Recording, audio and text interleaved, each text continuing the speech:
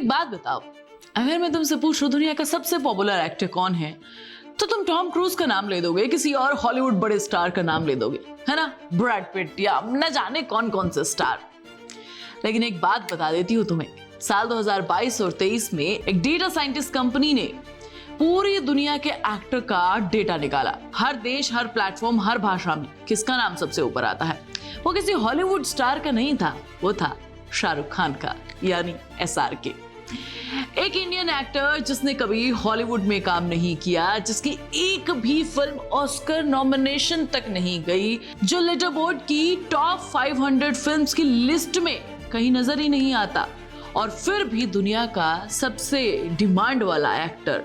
Irony है, ये tragedy है, और ये सब एक दिन में नहीं हुआ है, इसको बनने में सालों लगे हैं।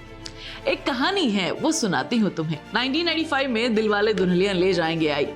यार ये सिर्फ एक फिल्म नहीं थी, ये एक फीलिंग थी, एक पूरी जनरेशन के लिए, पूरी दुनिया भर में, इंडिया में, यूके में, अमेरिका में, मिडिल ईस्ट में, उन सब के लिए ये फिल्म एक याद है। राज और सिमरन की कहानी, उनकी कहानी आज भी कहीं ना कहीं तुम इसे लोगों को देखते हुए देख लोगे।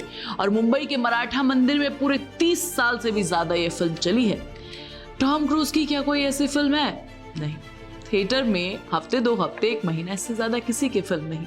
लेकिन फिर सवाल उठता है, जब SRK इतने बड़े हैं तो उनकी एक भी फिल्म लेटरबॉक्स के टॉप 500 में क्यों नहीं है? ये सबसे दर्दनाक सवाल है। लेटरबॉक्स पर जो लोग रेट करते हैं वो मोस्टली वेस्टर्न सिनेमा के फैंस होते हैं। उनके लिए सिनेमा का मतलब एक स्पेसिफिक तरह का रियलिज्म, एक स्पेसिफिक तरह का नरेटिव। सत्यजीत रे की ये फिल्म उस डेफिनेशन में फिट होती है, क्योंकि वो उस स्टाइल में बनी थी जिसे वेस्ट ने आर्ट सिनेमा कहा। RRR फिट होती है क्योंकि उसका स्केल और एक्शन ने वेस्टर्न ऑडियंस को एंटरटेन किया है। लेकिन SRK की फिल्म्स DDLJ, कुछ कुछ होता है, दिल से, स्वदेश, वो एक भावना से बनी फिल्म है जो पूरे तरीके से इंडियन जैसा फील कराती है। इंडियन होना पड़ता है उन्हें फील करने के लिए, कम से कम उस संस्कृति से जुड़ा होना पड़ता है। वेस्टर्न क्रिटिक्स की भाषा में कह सकते हैं कि टू मेलोड्रामिक, टू इमोशनल है।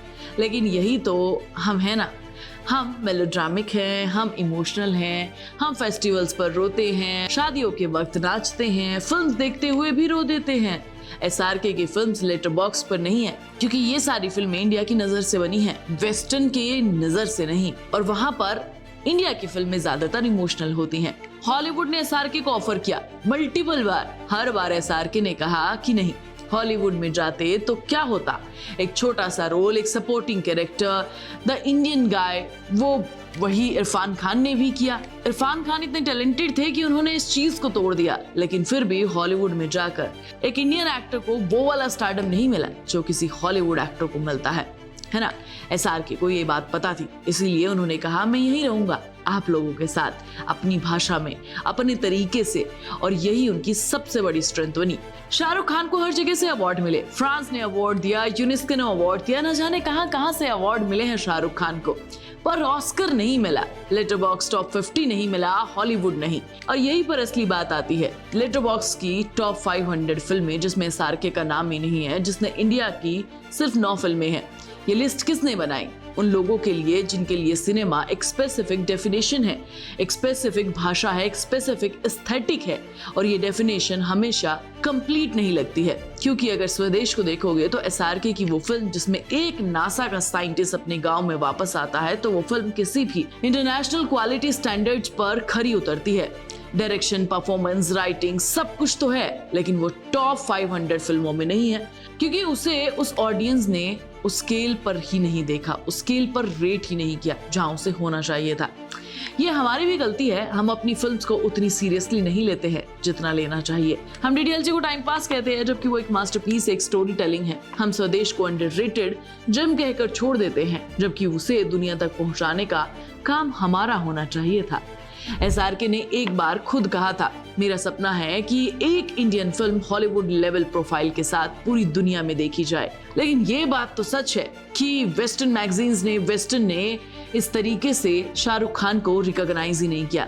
लेकिन जिसकी फिल्मों के लिए पूरी दुनिया में लोग रोते हैं, नाचते हैं, उसे अपना प्यार देते हैं, राज और सिमरन, सोचो कितने एक्टर्स हैं दुनिया में जिनके कैरेक्टर के नाम के लोग अपने बच्चों के नाम रख देते हैं, लेकिन उस एक्टर ने ना कभी हॉलीवुड जाना जरूरी समझा ना ऑस्कर लेना।